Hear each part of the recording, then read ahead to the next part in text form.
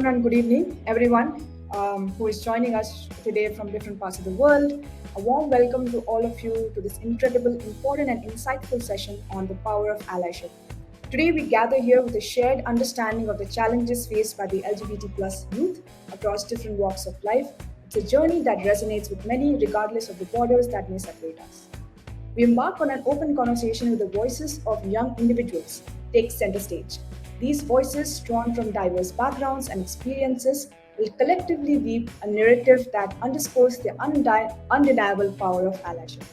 My name is Sonali, my pronouns are she and her. I'm a senior program manager at DEI from Pride Circle, and I will be your moderator for today. We have a very global panelist today joining us from all around the world. And without further ado, I shall start introducing all the panelists one by one. Starting off with Asad Ali Zulfiqar from Pakistan. Asad is a new media artist hailing from Karachi, Pakistan, exploring ways of finding compassion for ourselves and others as a response to the prevailing political climate in their practice. Their work revolves around belonging or not belonging to our families, lovers, friends, built and natural environments, languages.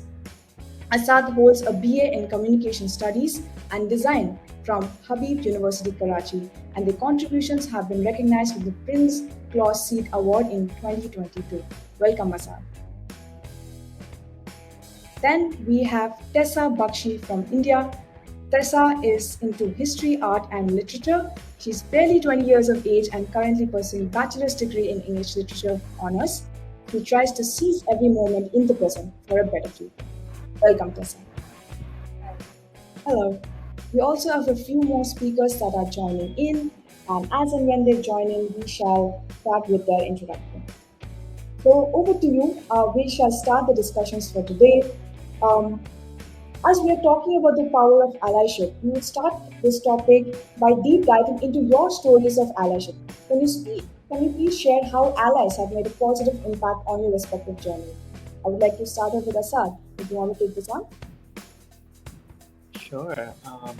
If I were to really just recall the story of today, in Pakistan, I'm based in Pakistan by the way, and things are really just not going in the right direction for trans people, especially in terms of law and in terms of everyday violence, in terms of getting citizenship.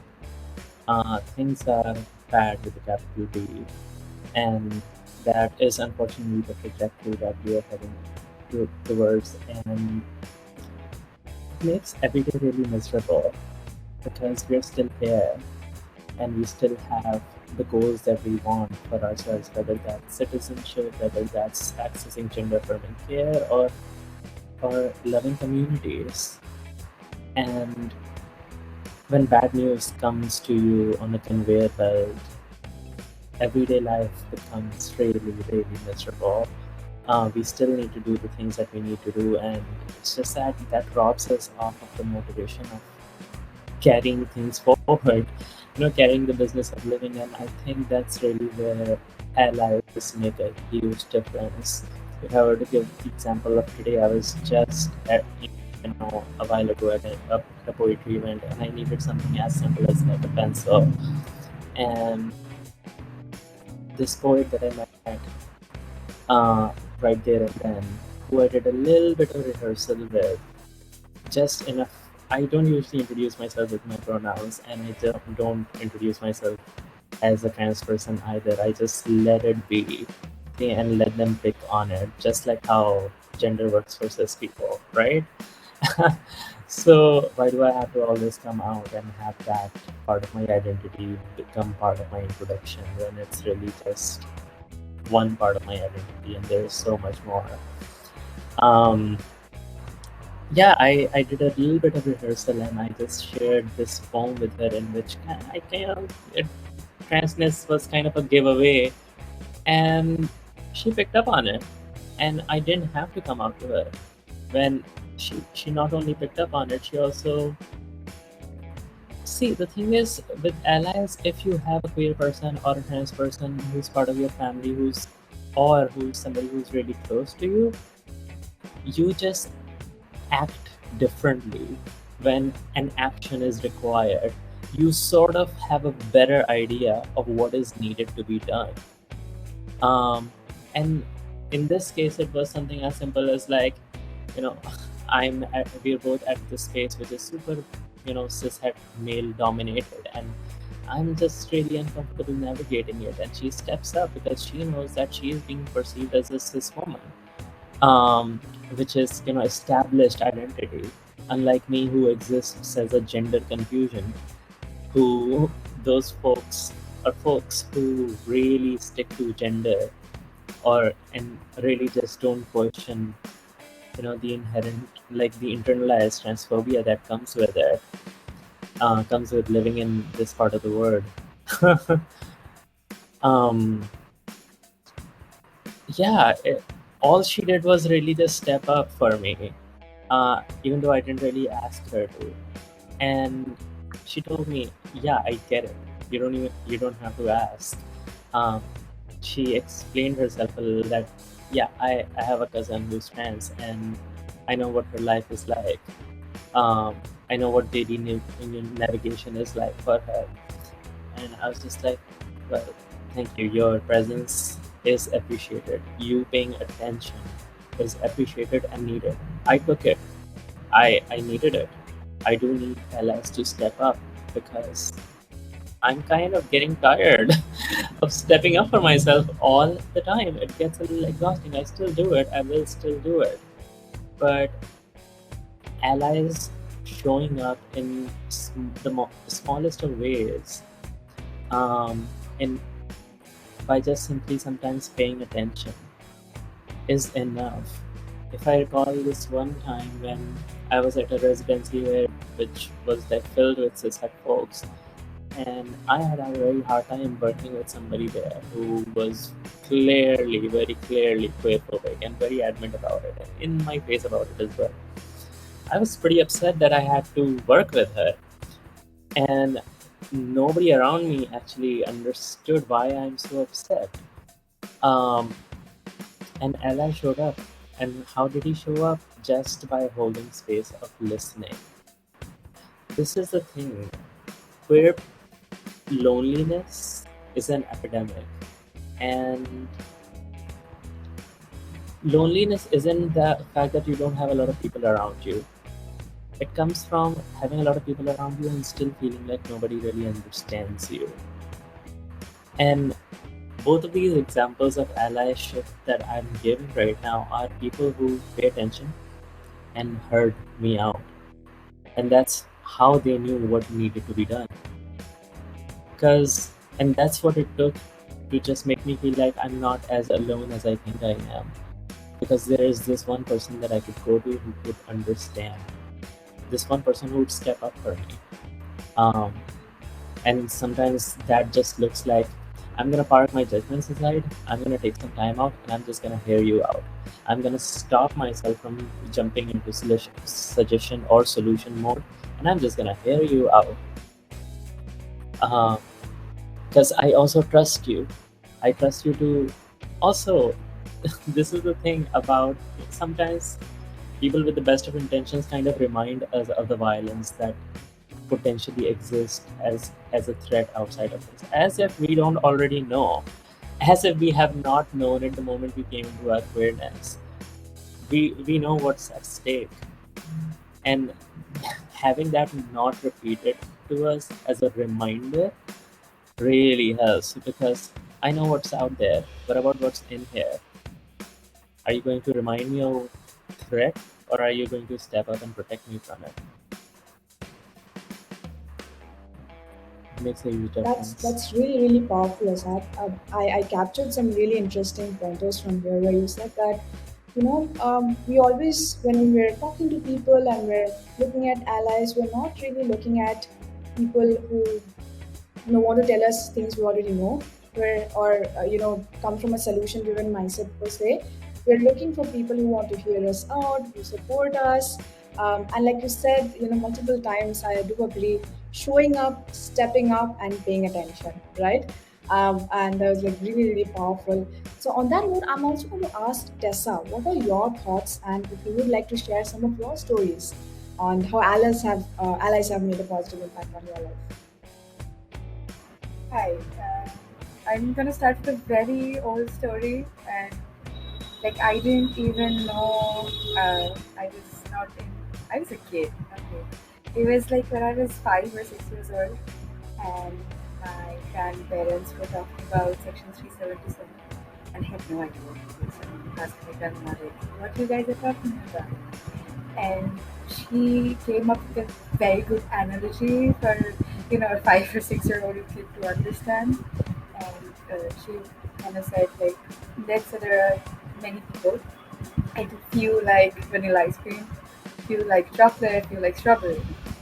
And the people who like vanilla ice cream made a rule that you only have to like vanilla and you cannot like anything else. And if you do, you lose. And then she asked, like, all of your friends like the same ice cream flavor? And I was like, no. And she's like, yeah. So, like, there's a group of people who made a rule that prevents boys from loving boys and girls from loving girls. And you cannot do that. You cannot choose for other people. And you cannot stop people from loving each other. And that is kind of like the first interaction I had with this kind of topic. And it kind of had a huge impact on me on how I understand the concept of loving anyone or how I love myself. And like no one gets to choose it for me. And I had allyship before I even knew I needed it. And she's one of my favorite person in this whole wide world. We read books together, we talk about literature, and she reads a lot of queer literature because of me. And we dissect the plots and we discuss characters, and that is one of our favorite things to do. And I think I was around 14, 15. I kind of came out to her. I had a girlfriend back then. I took her to Uganda. I mean, she knew that she was my friend, and when I told her that grandma, this is my girlfriend, and she was super happy. She did not say anything. She was like, I'm just happy that you have such a great friend and you're happy with her, and that is the only thing that matters. I, I just kind of always had that. It was very easy for me to come out, and I truly want everyone to get that kind of opportunity. Like, I don't want anyone to feel very scared, which most of us do. Even I did, even though I had very vocally parents who were supporting queer rights, and I was still scared. Like, what if they're just talking about for like it's not my kid, so I'm fine with it. I am talking about rights and everything. But what if it's your kid and you get scared and you are like, no, I don't want this on myself. But my parents, my grandparents were super supportive, and my friends too. So I kind of changed school during the COVID period, and I transferred to the new school with a friend of mine from the previous school. And she had been telling everyone that I'm bisexual. So I will have this inherent tendency of cheating on people because obviously that's the stereotype, right? And so there was this girl who knew me for 2 days back then. Now she's one of my best friends. She just defended me and stood up for me, and I didn't even know that. Like few months back, I got to know this. We were discussing like our high school days, and she's like, this happened, and I'm like, what? And she's like, yeah, I. She was your friend since you guys were in class 5, and she was saying those things behind your back. Very, very surprised that a person who did not know me stood up for me because she believed it was the right thing to do, not because she had any obligations that she needs to defend me, because she was just thought that this is the right thing to do. That was incredible. That's really, really powerful. I mean, sometimes strangers do surprise you. Yes, and I do remember that the first time I was, sort of wanting to come out to my friend, and how you test the waters. Should I not? What will they say? And in a joke, I like let it out. What if? Just to see what she says. And she's like, you know what? Yeah, you should. And I love that at least the allies that I've had in my life have made it like a no big deal. I always talk about, I never had a thali drop moment, you know, that they'll have, oh my God, what happened? But I never had that because everybody just made it like it's a no big deal, correct? And I think, like Tessa, speaking to you, and you were talking about, the kind of support you've gotten. I want to rotate back to Asad and ask, and of course to both of you, one by one, you can tell us. A lot of parents or family members might be watching this session today or later on. How do you think parents or family members can be allies, or if they are already allies, can be better allies or more visible and powerful allies? What do you think? Asad, I'd like to ask you first. I, all right. This is a difficult one for me. Yesterday, I had quite a heated conversation with my mother. She thought she was stepping up for me by relaying some information about a possible threat that I need to be mindful of. And see, I am 27 now, and it's been quite some time. It's been 4 years in therapy, and my mother and I don't have a very positive relationship. And if this conversation would have happened a few years earlier, I would have responded very badly. I'm mostly triggered by the things she says, the way she says. And what triggers me is this underlying feeling behind all of these actions that she doesn't care for me. And what was different in this conversation was when she, relayed some information in a very careless way, I was able to go down to the depth of that conversation and ask her the real question. Do you care about me? And by the time we had arrived there, she said, I don't know, but I'm going to sit with that. And I'm going to let you know what comes up. And that's actually when I could end that very difficult conversation with her, because that's what made this conversation like satisfying for me. That hey, you saw what I really felt. One of the things that happens with me when I'm angry, which is something that I have inherited from her, is my voice volume raises. I'm not screaming, but it feels like I'm screaming because what my body really wants to say is, hear me out, see me. You're not seeing me. Maybe if I speak a little louder and again repeatedly, maybe then you'll see. And because I'm hurt by you, I might scream some mean things. And of course, none of that is helpful. But this time, none of that happened. This time, I was somehow able to get to the gist of it. I'm just like, it feels like you don't really care about me. Do you? And I think that's the base emotion, that if you care about your kid, you don't necessarily have to understand them immediately. What comes after care is curiosity. What comes after curiosity could be compassion. That if I don't know my kid, maybe I can get to know my kid. Maybe my kid, who's clearly smart and articulate, in the ways that I am not as a parent because of XYZ reasons, maybe my kid could actually help me get where they are. Maybe my kid could actually, but in this case, none of that exists. However, I do think that's an underlying value that could really help a parent come closer to the kid in the way the kids actually need their parents to be. I don't understand. Can you help me out? That kind of attitude. And now that I understand, there's a lot of love and compassion for you, because damn, I wish XYZ things. I wish I had known that earlier. But now that I know, here's what I can offer you as a parent. And it's coming from, Well, it's because I want to meet this need of yours. And those are all the basics. I'm not gonna give an A to Z guide of how to be an ally for parents, but which could really just look different based on where you are on the spectrum, which part of the identity your state marginalizes. It doesn't even have to be a sexual or gender identity. It could be religion or caste or ethnic or racial, because our states are quite oppressive that way in more ways than one. Um, so what's really needed is going to be very particular to you.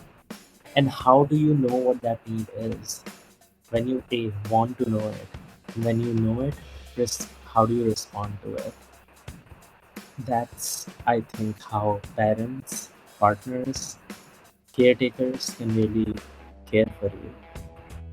That's really, really wonderful, Asad. I think what I grasp from here is lead with empathy, right? You start with care, then go to compassion.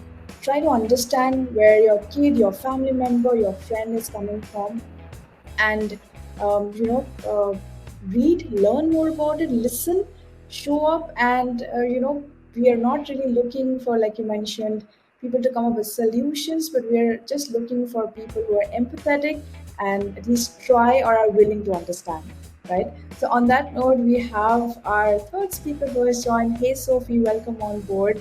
And before we hand over the mic to you, I'm going to quickly announce, oops, I think we lost her. All right, I think we can wait for her to join back. Hey, she's back. Hey, Sophie. All right. So before I ask you a question, I'm going to quickly introduce you to our co-panelists and also the audience. Hello. Hi. So, everybody, welcome Sophie from Uganda. Sophie is a queer African feminist, a mother, founder, and a human rights defender. Sophie is passionate about young women taking up leadership spaces, feminist living, and holistic healing justice. She is the founder of a feminist queer entity called Queer Women Leaders Uganda that is making sure minority and marginalized women take up political, social, and economic spaces, advocacy, and policy influencing while putting holistic healing justice at the center of her work. She is also sitting on the steering committee of the Uganda LBQ Lose Network and on the boards of many human rights entities. Sophie is generally nice and kind being who believes in second chances. Welcome on board, Sophie. I hope you're able to see us and view us. Yes, we're able to hear you. We're not able to see you, though, but I we am can able hear to you. see you, but can you hear me? All right. Don't worry. It's not bad. Yeah, my network, Ugandan network is really funny. But I Oh, can hear okay, you, fine. No I worries. can see you.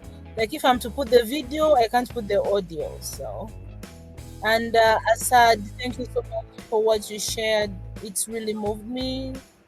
I think it came from a deeper space, and I really Thank you so much, validate you for Sophie. I'm sharing that going with to us. start So off that by, was really nice. just picking your brain, a little bit into your journey. Can you please share how allies have made a positive impact in your journey?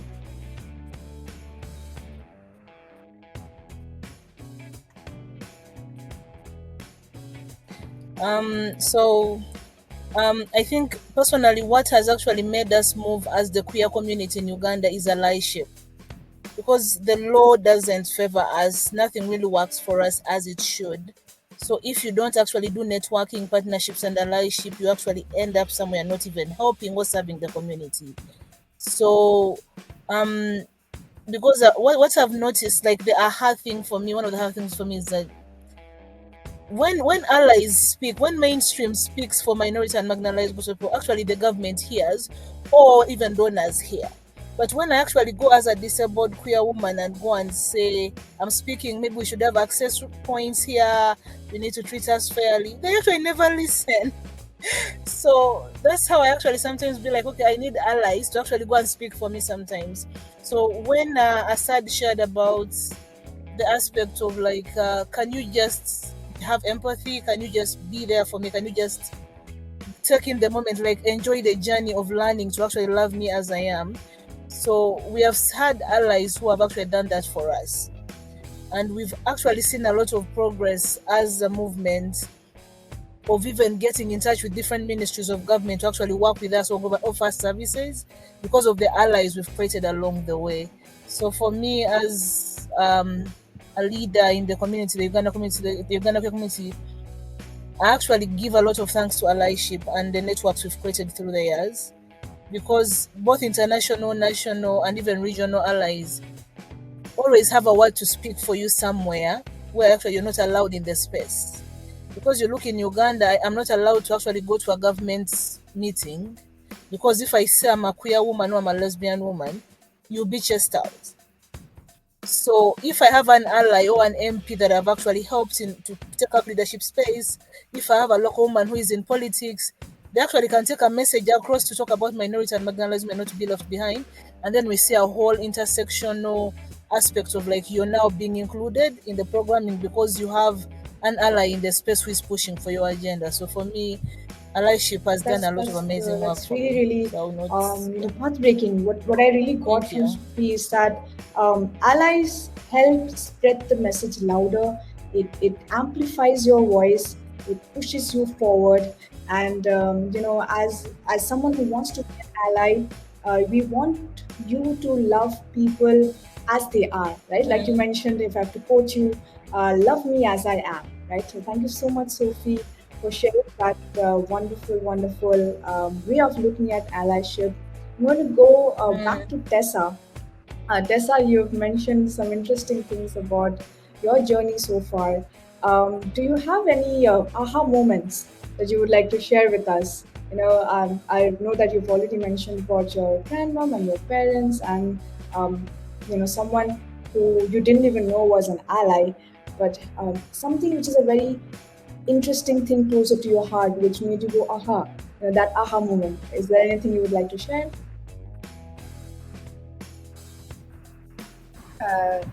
So, in the most weird way, I would say this internet was very helpful. Like, I was 13, 14, navigating with this. I did not know anyone near, and I was struggling, like, who should I approach? Like, to talk about this or, like, get information. So, a lot of articles, a lot of books, movies, and a lot of social, like Facebook groups, which I went through, and I realized that this is absolutely right. I can do this.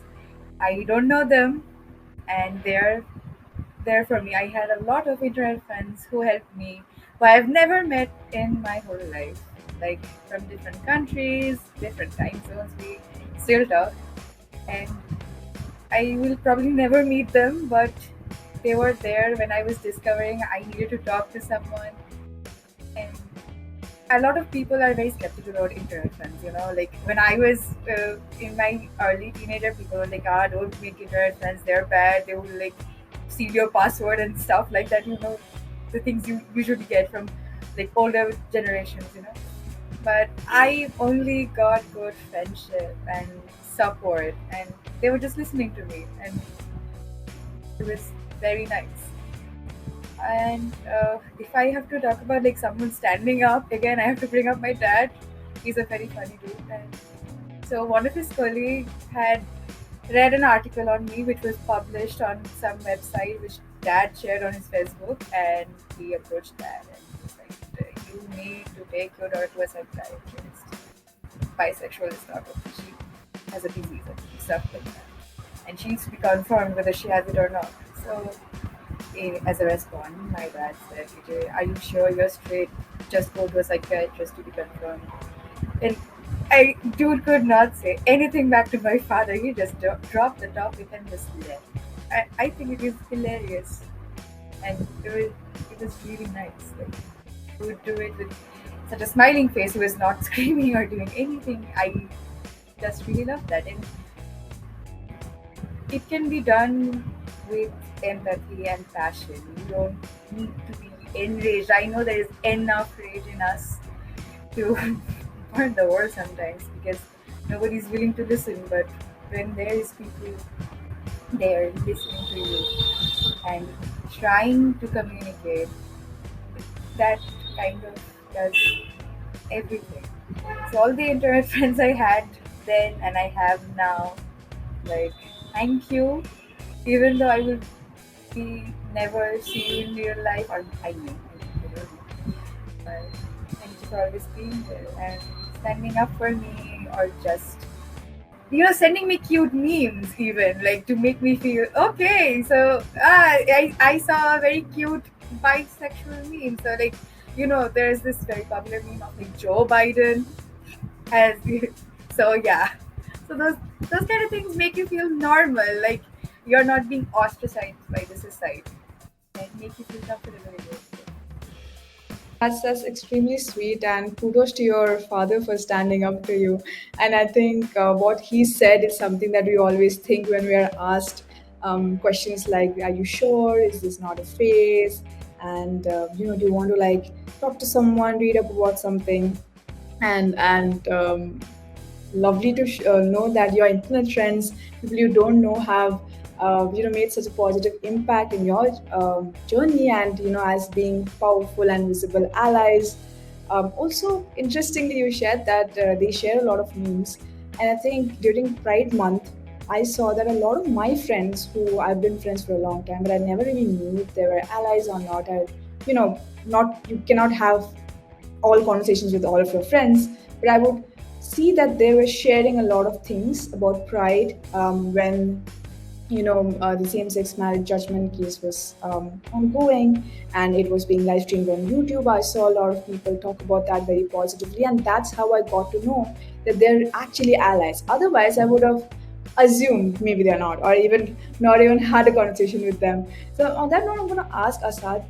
Asad, how do you think people can be more visible allies? Like, like I shared that they posted on the internet, or if they are allies in their heart, a lot of times we don't really know they're allies. How can they be more out there for us so we again feel more safer around them?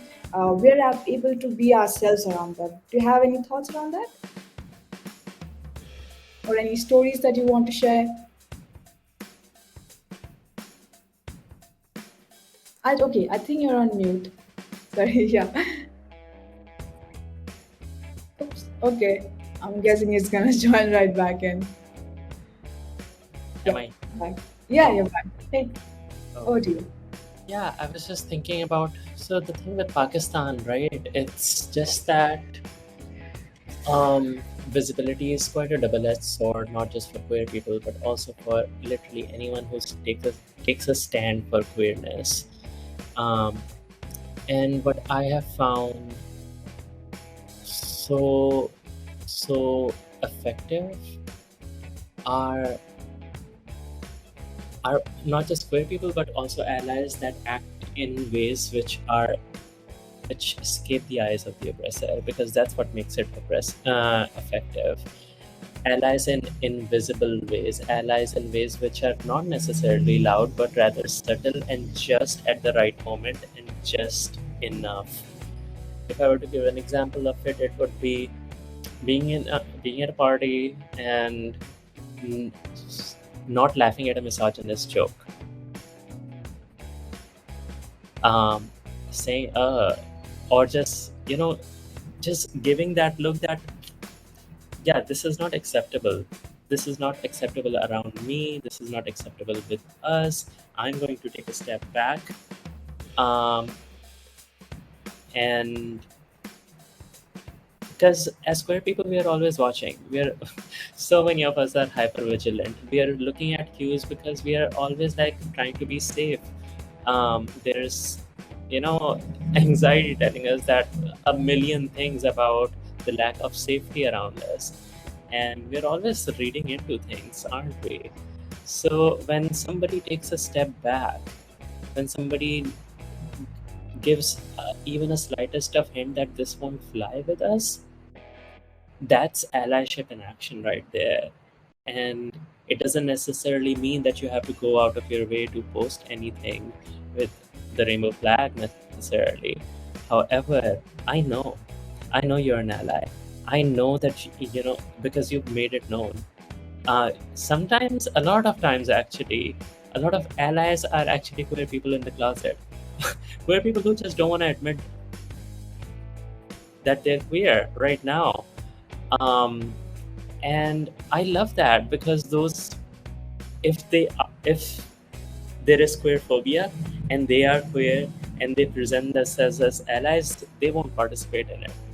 They will do the opposite of it. They will back out. We might talk about it after, and we might say things like, yeah, that wasn't actually cool, or that space wasn't my vibe. Yeah, I didn't feel safe there.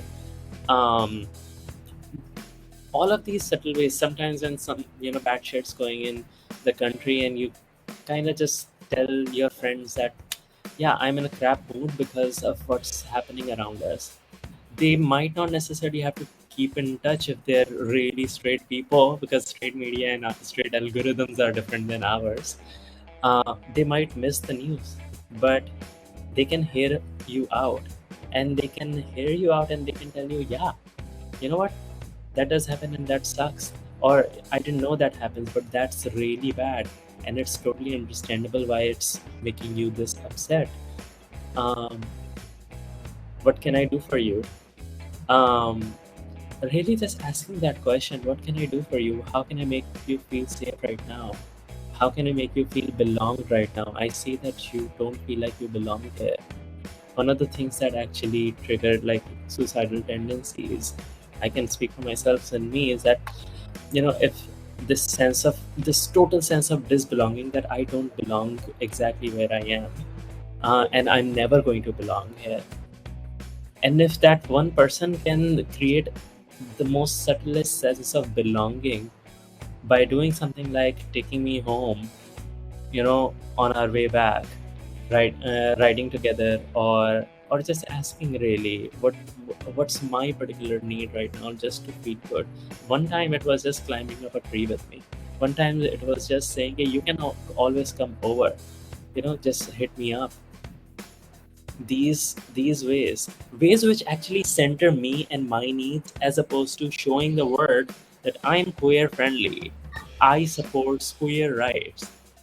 I don't know, man. We are usually doing most of the work. So yes, so how about you cater to me particularly and my needs? How about you start being a better friend? I think allies are essentially friends, learning to be better True. friends.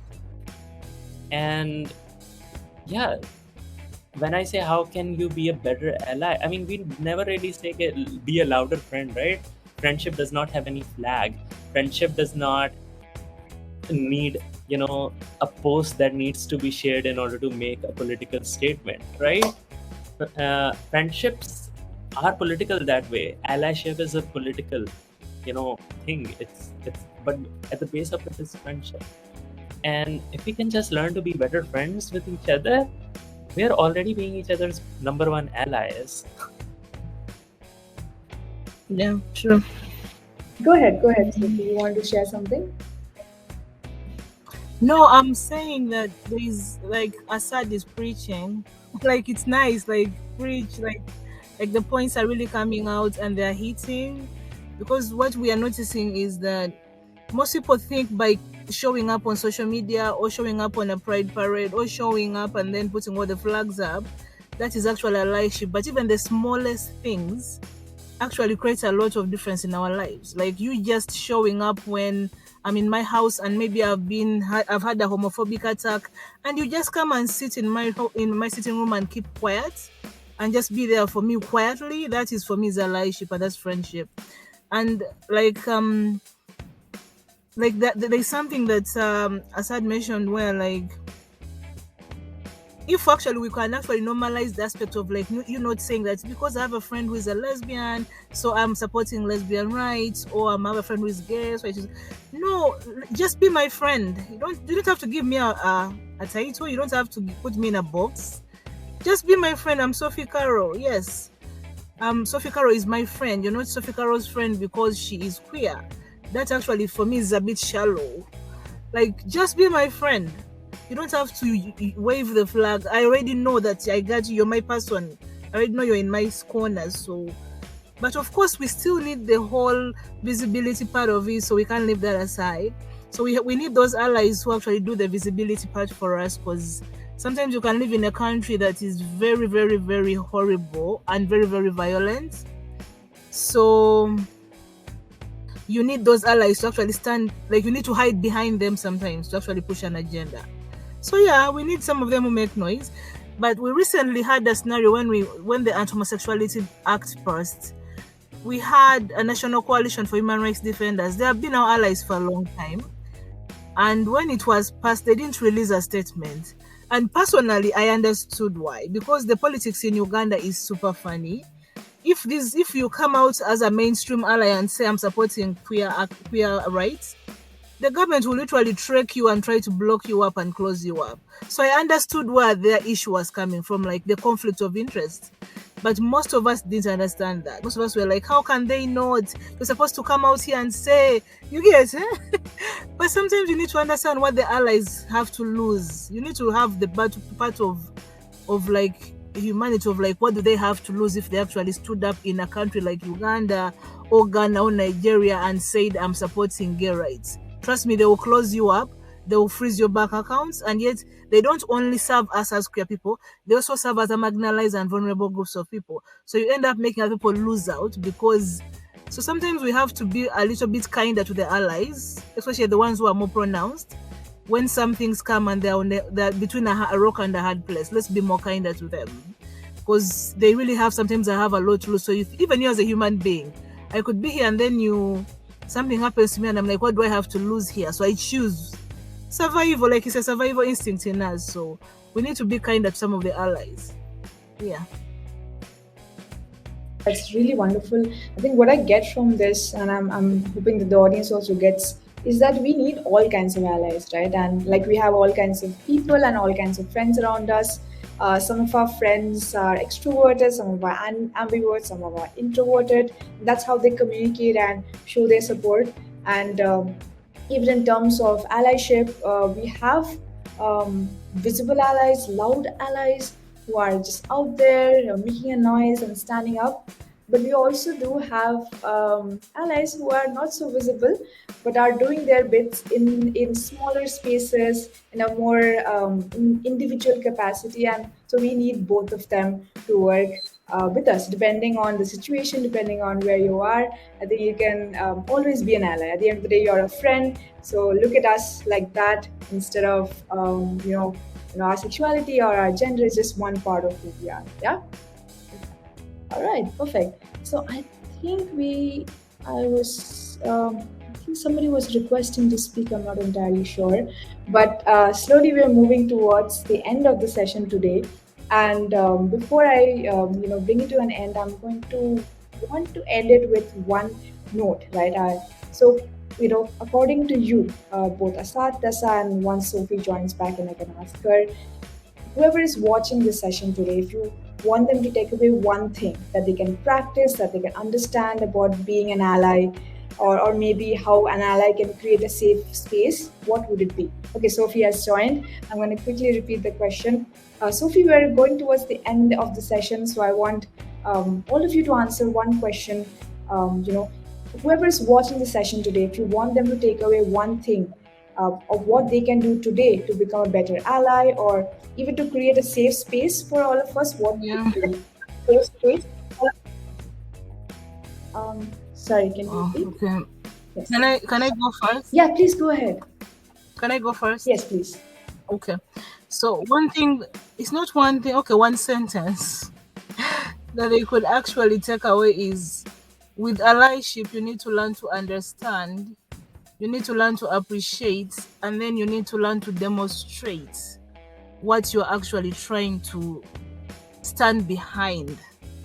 It's not just about saying I'm an ally. Could you understand us? Could you appreciate us?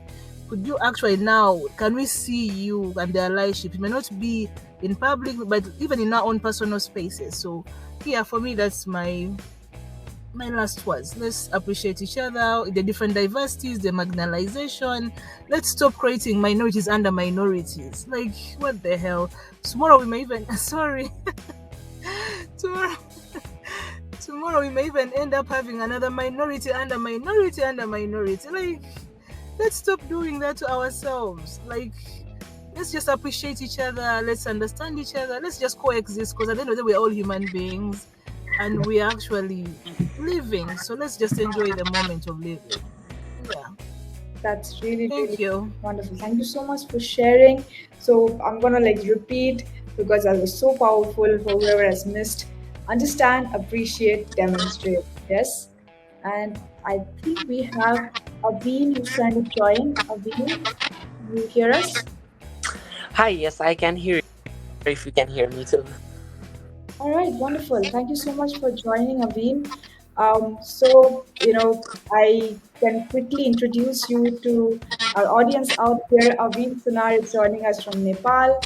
Aveen is a youth queer activist from Nepal and also the founder of Eco Warriors, Nepal queer-led climate justice NGO. He's currently pursuing his bachelor's in nursing in the United States, and he advocates for human rights. Welcome, Aveen. I know you've been having some internet issues, but before we end this session, I would like to hear your thoughts on allyship. Thank you so much. I will end up this really quickly since I attended this late due to registration issues. So when I hear the word allyship, I see nothing but just an individual who advocates for rights of not just the individual of queer person, but all of them. So I will just share you a little bit small story. So after I came out, I belong from a very rural part of Western Nepal. So my mom is really uneducated, and I used to think that, oh, this is gonna not happen the same way as I actually see in this Hollywood Western Netflix movies, that, oh wow, this is gonna happen like this.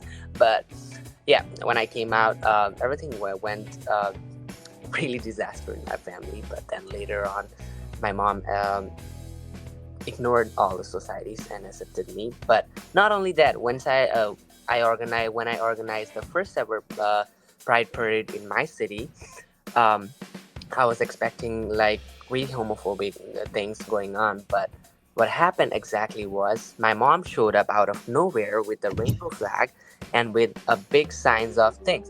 So things like that happen in society. So I don't have much time to speak, I know, but I will just bind it up. So that clearly shows that you don't have really educated, literate, and really coming from a rich family to accept your child the way it is. My mom barely went to elementary school either. She really homophobic society accepted me. I was really shocked because I was thinking that the homophobic society might have influenced her, but no. You love your child, if you love your loved ones, it doesn't matter where you belong from or who you are. It's just the inner instinct will come to you to accept and love the person. And now these days, the society she lives in, she doesn't care who is around us or what opinions the society throws on her. She just advocates for the rights of the queer community, no matter what. But these days, what is happening with the society is just to put in a way that am I visible in the camera? I'm not able to see myself, sorry. Okay. Not visible, but we can hear you. Go ahead. Yeah, I was making all these hand gestures. So what happens is, in the name of allyship here I will compare it to the western part of the world. What happens in the name of allyship is all these big corporations are doing this pink fishing thing. I don't know if you're familiar with this or not. What they do is in the month of June, which is Pride Month, all they do is put the rainbow tags all over their social media, say that they are supportive, they are doing this and that. But by the end of June 30, they remove everything from their social media and things. So that basically shows it might be really good for the exposure to the community, but then it's at the same time it really gives them so-called social media meme pages the a chance to make fun of the queer community. Same happens in Pride Parade. The Pride Parade, which we do in India, I don't know if it happens in Pakistan, but the Pride Parade which we do in India, Nepal, and other Asian countries are really good, where we personally can march. But in Western countries, what happens is there are rallies and there are barricades. So right next to the barricade, all the queer community people view the march. And what happens exactly in the march in the name of Ally is all these big corporations march. Pride was about the queer community being able to march on the streets, not the big corporations trying to brand and influence people. So that's the big difference I saw as an individual when I come here. But other than that, I really like the idea of allyship in the queer community, where not just queer people can advocate for themselves, but also uh, other like-minded people who want the queer community to be uplifted and speak for their rights. They are come together. Yep, I would like to shortly end my talk because I know we're running out. Thank you so much, Aveen. You shared quite a bit, and I'm so glad that you were able to join in despite all the internet issues that were happening. And I took quite a bit from just what you have shared so far. That, like you mentioned very specifically, that it doesn't matter where you come from, it doesn't matter what kind of influence you've had. You a lot of people are allies from their heart, and that's what really matters. And also, we see that a lot of companies are into, we also call it rainbow whitewashing, where they only support the community during Pride Month because it is the thing to do. But beyond Pride Month, we don't see much actions happening. So, as people from the community and, allies as well, we want to see that change and into a more honest support. So while we come to an end, I would like to quickly ask Tessa, any ending notes, anything you would like to share? I would like to say two things. One, educate yourself, and secondly, empathize, because without empathy, I don't think the world can go on. If you don't love people and if you don't try to understand them, I guess you're missing out a lot on the human experience. It's really, really wonderful, and it's extremely important to educate yourself. And I think that should be the first step as an ally. I think that, Yeah. You just should listen to your queer friends or like read up, and nobody's stopping you. And now we have like information booming everywhere. You could just Google search away, You don't get to say, I did not have access. I agree. I agree. I think that's no more an option and no more an excuse to say that, oh, I didn't know about this. And there are a lot of wonderful movies and series as well. I think lots of content out there. So, Asad, any closing comments? Yeah, I would just borrow words from Steven Universe and say, take a moment to think of just flexibility, love, and trust. I really think that's the formula. Flexibility can really just challenge you in ways that makes it entirely your responsibility, makes growth your responsibility, how flexible you are to learn and grow and change from that. Love is what must motivate these actions, whether that's trying to understand, whether that's taking an action, the demonstration that Sophie was mentioning. Why are you doing it to begin with? What's your motivation? What's in it for you? Love is not really just outwards, it's also inwards. We are kind of in this together. We all really just benefit from a regime that's not as oppressive as things are right now in India and in Pakistan. Unless all of us are free, none of us are free. Unless all of us are free, the fight will continue. And trust. Yeah. True. Trust goodness, that trust that people are essentially what I'm trying to say is that like it helps to not assume intention. I think that's something that I would extend to queer folks as well. When we are hurt so much, we adopt all kinds of mechanisms that protect us. And when there is so much, and for our straight allies, when there's so much propaganda and misinformation, mistrust comes in, and trust becomes a choice. So yeah, Steven Universe has given it away and made it into a kids show, into a song that you will never forget. Take a moment to think of just flexibility, love, and trust. So yeah, that's how it went. Thank you so much. And we couldn't have gotten to a better ending. So, as we draw this enlightening session with our aha moments to a close, I'm filled with gratitude for the incredible stories and the perspectives we've had the privilege to witness today. It's clear from our conversations that allyship is not confined to a single moment, it's the continuous commitment to empathy, understanding, and solidarity. Thank you all for being part of this inspiring conversation. Tessa, Asad, Sophie, and Aveen, and of course our wonderful audience. Let's continue to champion change, embrace diversity, and stand united as allies on this journey towards a more inclusive and accepting world.